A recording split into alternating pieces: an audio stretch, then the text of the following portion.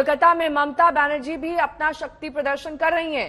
TMC अपना सालाना शहीदी दिवस मना रही है। कोलकाता में भारी बारिश के बावजूद हजारों की संख्या में टीएमसी कार्यकर्ता ममता बनर्जी को सुनने आए हैं।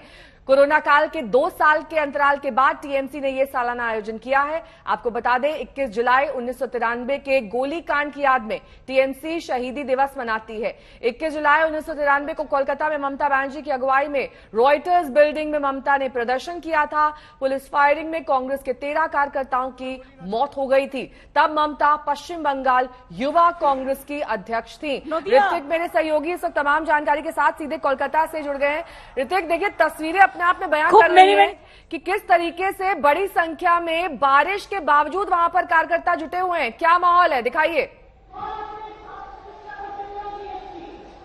देखिए, एक तरीके से चुनौती ही था तृणमूल कांग्रेस के लिए, खासकर 2 साल के बाद फिर से ममता बनर्जी इस तरीके से जो 21 जुलाई की जो शहीद दिवस की सभा है इसको संबोधित कर रही है। लेकिन यहाँ पर नजारा मैं आपको दिखाना चाहूंगा हमारे आज तक के दर्शकों को।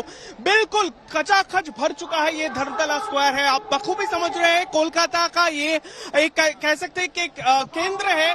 और फिलहाल आज जो नजारा हमें यहाँ पर दिखाई दे रहा है, ममता बनर्जी जब वहां पर मंच पर से वो बोल रही है, जब इस सभा को संबोधित कर रही है, तो देखा जा सकता है कि बिल्कुल एक तरीके से सैलाब है लोगों का।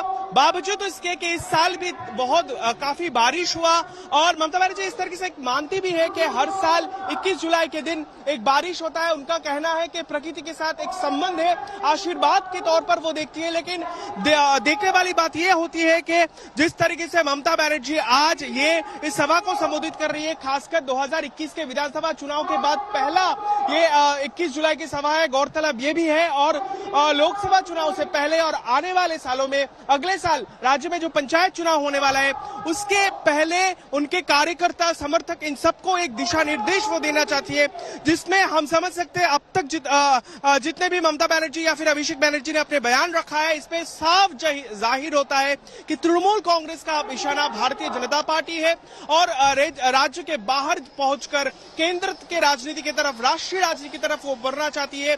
अभिषेक बनर्जी भी ने ये कहा कि आने वाले दिनों में लोकसभा चुनाव को मद्देनजर रखते हुए दिल्ली तक पहुंचना चाहती है पार्टी। और फिलहाल हम देख सकते हैं किस तरीके से हुजूम लोगों में है, किस तरीके से उत्साह लोगों में है। आप समझ सकते हैं कि बारी बारी में ममता बनर्जी जब भी बात कर रहे हैं, तो चाहे वो सेंट्रल एवेन्यू की तरफ से हो या फिर चौरंगी तक की तरफ से हो, दोनों जगह से समर्थक काफी उल्लास के साथ अपने झंडा फहरा रही है। उसके साथ आप हम देख सकते हैं उनके साथ बात कर रही है, कोई तो मोबाइल में तस्वीर ले रहे हैं। तो कहीं ना कहीं ये नजारा है, आप समझ सकते हैं कि एक शक्ति प्रदर्शन का ये एक जगह था, क्योंकि लोकसभा विधानसभा चुनाव के बाद ये पहला 21 जुलाई की शहीद दिवस की एक रैली है। और खासकर बंगाल में जिस तरीके से विरोधी, खासकर भारतीय जनता पार्टी हो वो या फिर वामपंथी जो है, धीरे धीरे उनका संगठन जो है वो मजबूत वैसा नहीं है जितना कि तृणमूल का है।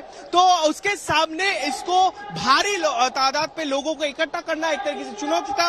अब तक कोलकाता पुलिस का जो मानना है, सुबह से लेकर अब तक करीब 5 से 6 लाख लोग यहां पर पहुंच चुके हैं। हालांकि टारगेट तृणमूल की तरफ से यह दिया गया था कि 8 से 10 लाख लोग यहां पर मौजूद होंगे। ममता बनर्जी बात रख रही है तो जिसका निशाना बिल्कुल सीधे है, वो बीजेपी के खिलाफ वो निशाना साध रही है। उनका कहना है कि जो केंद्रीय इन्वेस्टिगेटिव एजेंसी हो, चाहे वो ईडी है या फिर सीबीआई है, उनके जरिए लगातार तृणमूल कांग्रेस को एक तरीके से निशाना बनाने की कोशिश की जाती है। लेकिन उसके बावजूद भी तृणमूल कांग्रेस किसी न किसी तरीके से विधानसभा चुनाव हो या फिर आने वाले दिनों में अपने संगठन को और मजबूत करते हुए आगे बढ़ने की मंशा को लेकर, सपने को लेकर आगे बढ़ने की कोशिश कर रही है। और इसी तर्क पर ममता बनर्जी अपने कार्यकर्ताओं को संबोधित कर रही है फिलहाल।